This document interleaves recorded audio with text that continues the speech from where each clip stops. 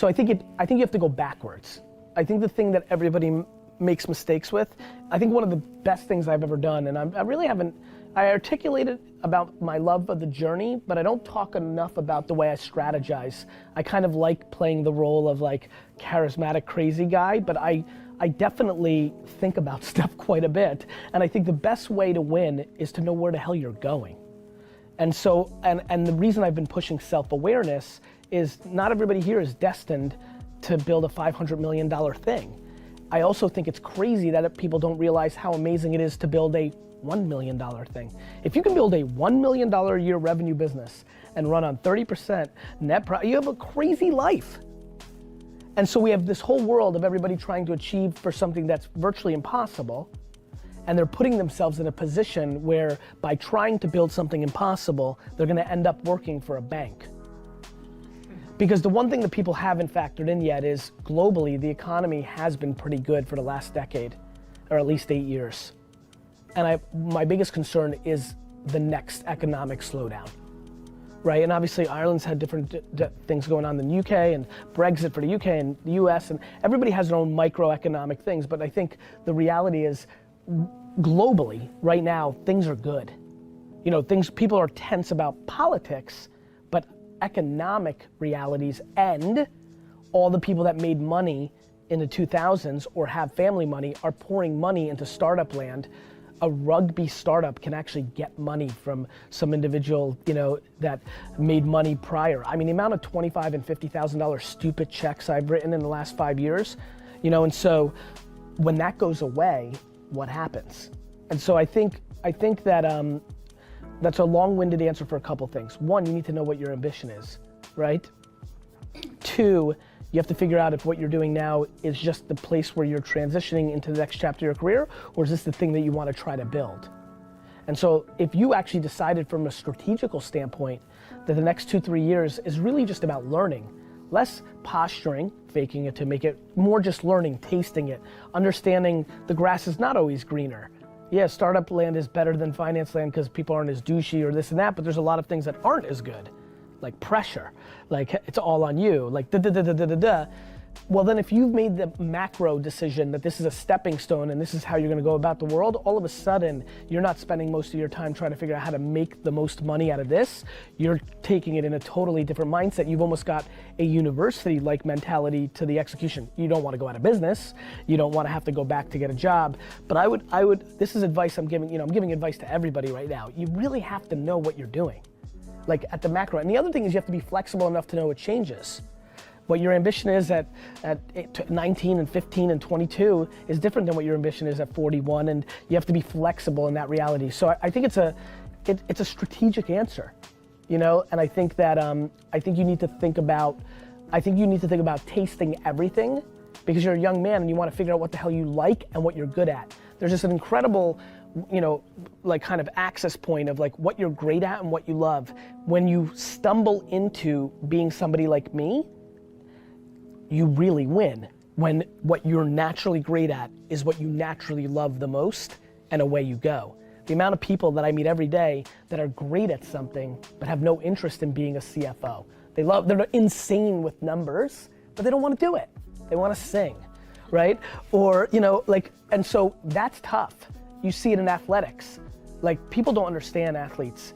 The amount of athletes that just do it because it was the best way, in the same way that somebody goes and becomes an accountant, and they don't love competition, and they don't love the sport. It's crazy, you know, when you look at them, because you're like, you're one of the 15 best, you know, and they don't love it, which is why they're not the greatest athlete of all time. The greatest athletes of all time are the ones who love it and have it. And so I think what you need to do is taste everything. It's kind of like food. You don't know what your favorite food is if you only eat one food. So I would take advantage of your youth and your flexibility at this kind of age and try to taste everything, play with everything, figure out what you might be good at, what you might like, and then you make a decision. You know, when I think about being 41 years old and feeling as young as I feel like I'm 10 years old. Like I feel like I have my whole life in front of me. And I think it's very difficult for youngsters to realize that. I'm sure some of us that have lived a little bit longer, you know, you just don't, like when I was 20, how old are you? when I was 26, 41 seemed like a fucking long way away. You know, like my 8 years older cousin who worked with me at Wine Library seemed old to me. You know, he was 34 when I was 26, so 41, fuck. Like it's funny for me to think about like how you're seeing me, but I'm telling you, you're gonna feel exactly the way you feel right now at 41. And so that's interesting, because when people understand that, you can start deploying more patience. Because right now you wanna prove it. You've got, right? Yeah, quickly. You know, I can read that because you're in the fake, like first words out of your mouth always are such an indicator of what's on your mind. You know, I never cared to fake it till I made it because I didn't care what people thought. When you can eliminate that, shit changes real quick. You know, even think about high school and then going into college. Like, high school is so tough for people because it's the apex of when everything's about what other people think. And then you love the transition to university or the last year of high school because you care a little less, right? But those first couple years of high school, I don't know the school system exactly how you guys do it here, but like everybody's wrapped up in that 12 to 17-year-old age of like everything's about what everybody else thinks, and that's why so many people hate that era. I just never went through that, luckily. Just hardwiring, good parenting, serendipity, circumstance, wrapping my self-esteem in things that I was great at. I'm not really good at thinking about what I'm bad at. Even in interviews, the only time I get stumped is they're like, what do you struggle with? Or what's a failure? I'm like, I just don't even like quantify it. I don't think it's worth it. I think people dwell too much. The only way you're gonna work 15 hours a day for 25 years is because it's your hobby. You don't do anything that much unless you fucking love it, right? Like, to me, that's why I always talk about being an entrepreneur before it was cool. It's because it's what I loved. It's like if you were to listen to music, if you love music, and I said you literally for a living can listen to music for 15 hours a day and do extremely well, I wouldn't sign up for that. I don't want to listen to music 15 hours a day, but I'm sure a lot of people would, or play tennis, or whatever. Like, and I think that the people that always succeed in the long term have found that thing that they genuinely like would do. Like I will never retire. It just will never happen.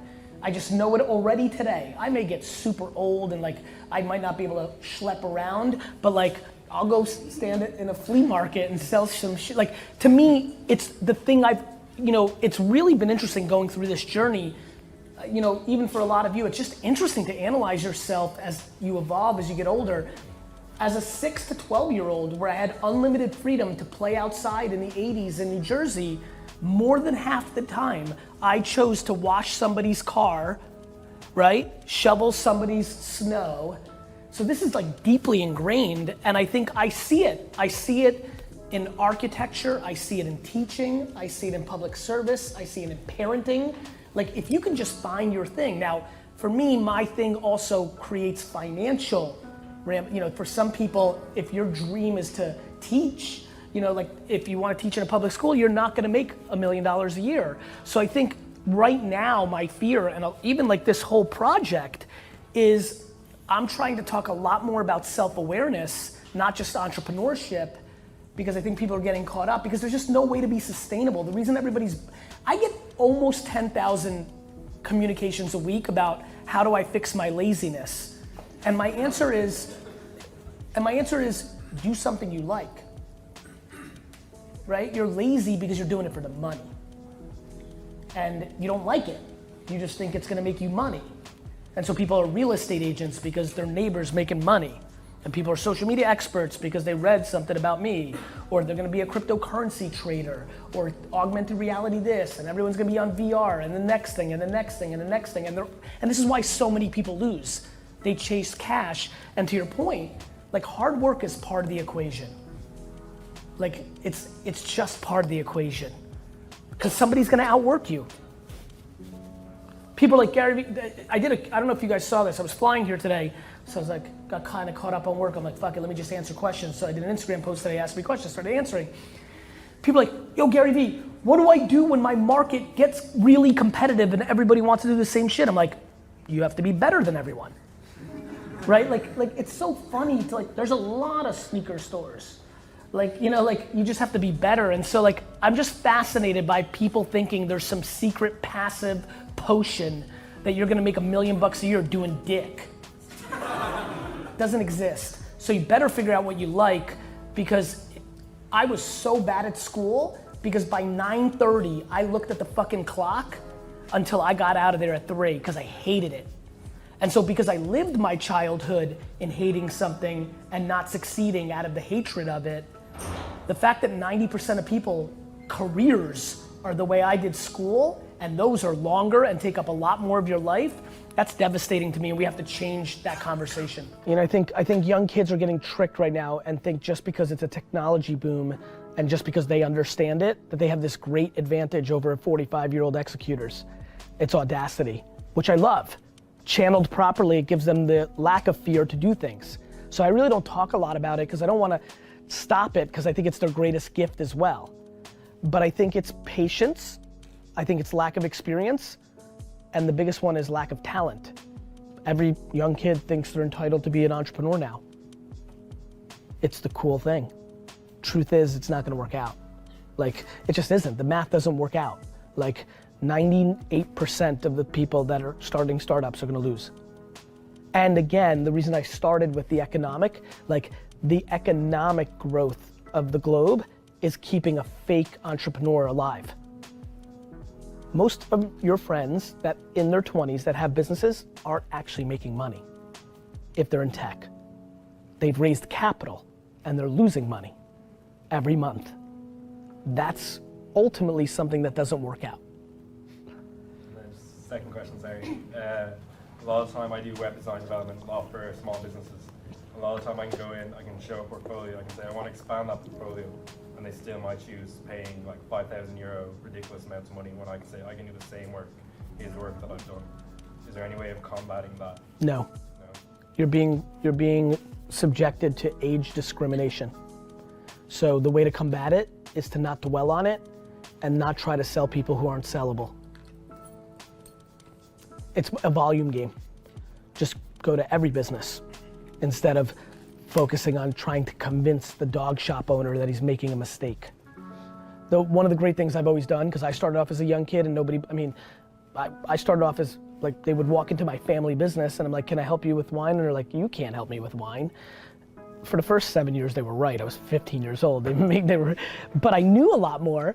And if they gave me data, I could tell them what they should drink. But I think that one thing I learned very early on by all that rejection, both being a bad student and both being a kid that tried to sell wine when he was underage and nobody would listen to him, is that you can't sell people that aren't sellable.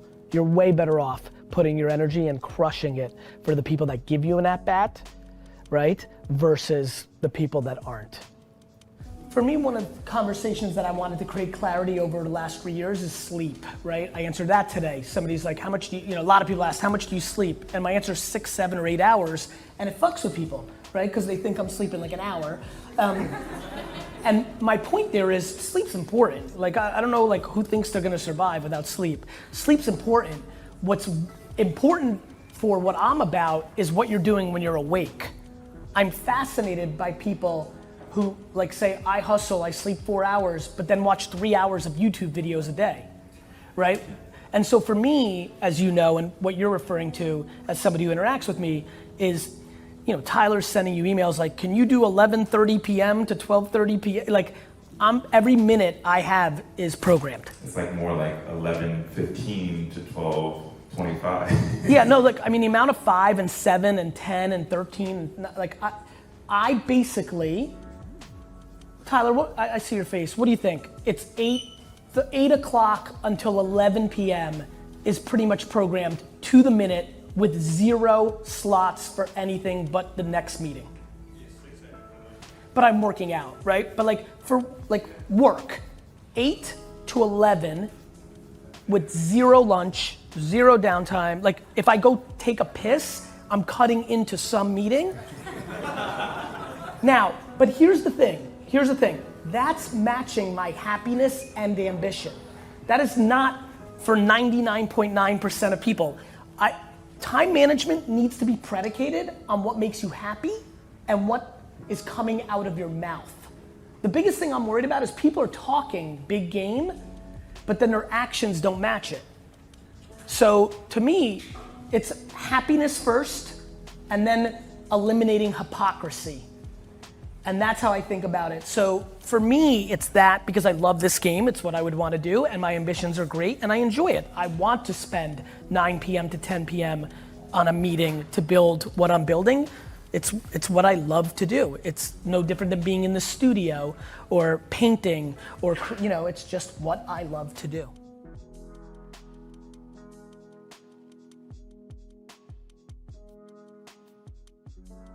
It's very awesome that you're passionate about this, but he just might not be.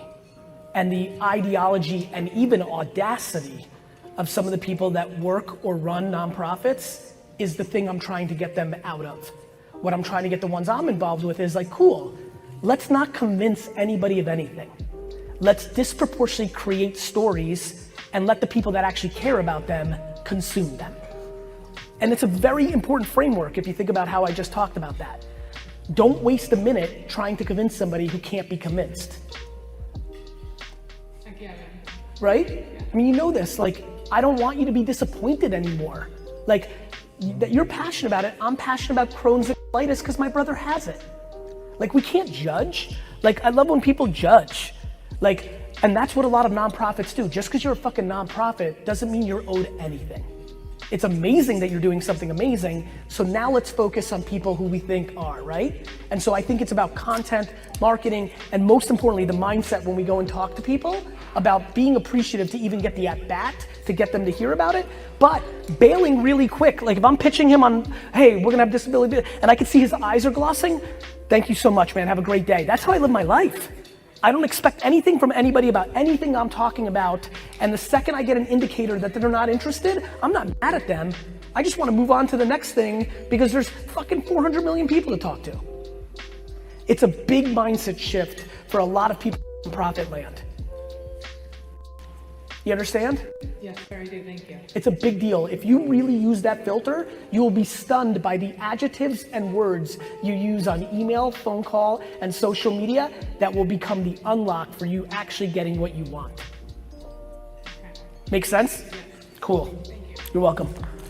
It's super important. That was an important moment for a lot of people. Like, when you change your mindset, back to the kind of like weird thing I was doing on stage, like, once you want, like, I could even see like where she was, like, that was fine. I didn't want to let her go because I could tell she's like kind of getting it, right? And it's important to get it because it goes back to entitlement. When you're as wonderful as she is and you're doing something so important for the world, and you see people buying fucking Lamborghinis and fucking $80 this and and they don't have time for you in this, it's very easy to start to judge, but that becomes your downfall.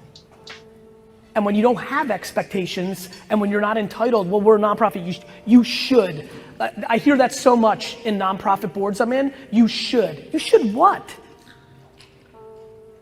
It's not like we're sitting down with you for 4 years. You might have a sick grandmother that you have to take a percentage of your paycheck to just because you're you should do nothing.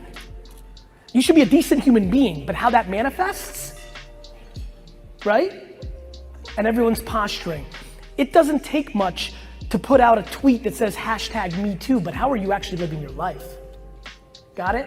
So we need to eliminate entitlement and judgment. Once you do that, you're in giving mode, not expecting mode.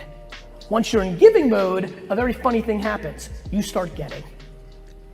It's not how many likes or followers you get, it's how much value you bring to the people who decided to follow you in the first place. All of a sudden, a funny thing happens. All of a sudden, the 9 people that give a fuck about you today tell 7 other people because you actually gave a fuck back for them giving a fuck in the first place.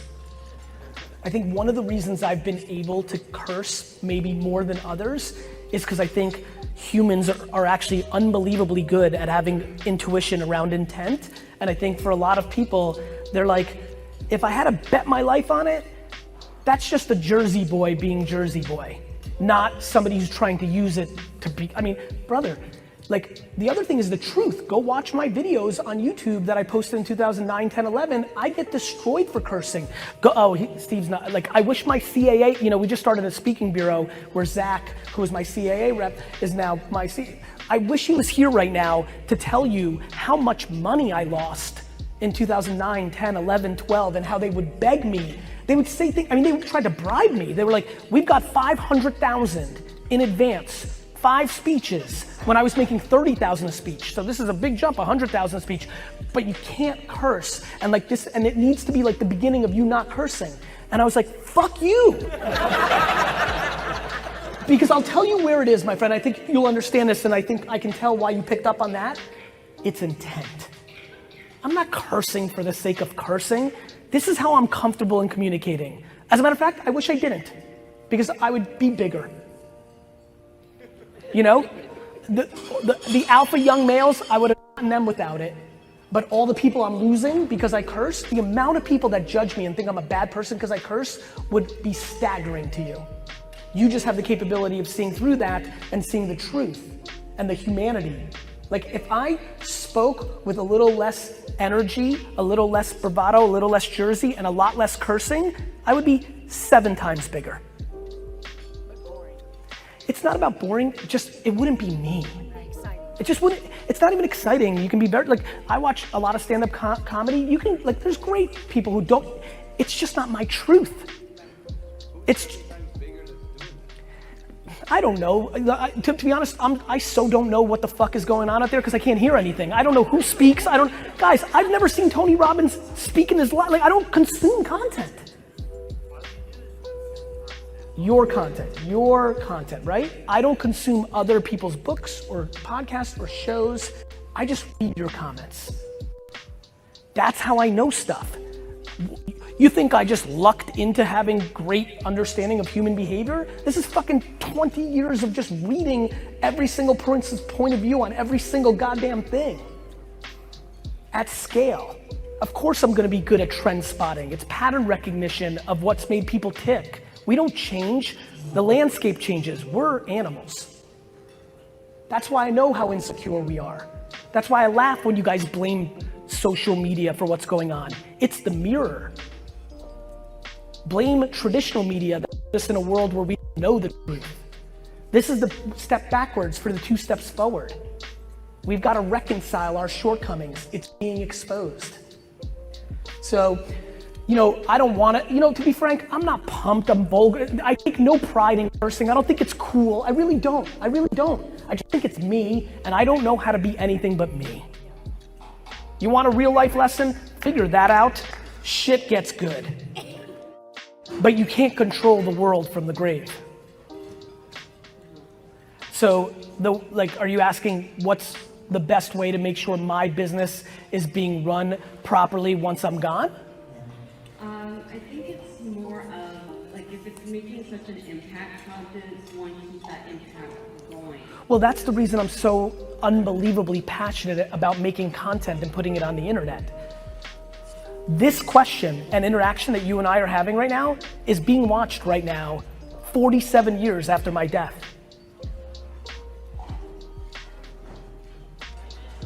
I'm aware. So you want legacy? Produce content.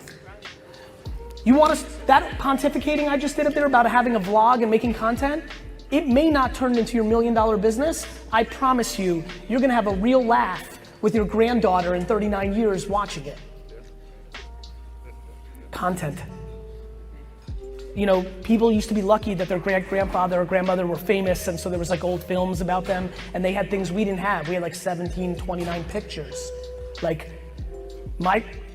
Everybody in this room should be the patriarch and matriarch of their families in perpetuity, because they're the ones who are now alive during the era of content creation at scale, and there should be more content of you than anybody prior to you, thus you're the starting point. Literally, I genuinely believe what I'm about to say. This room is the starting point for their family.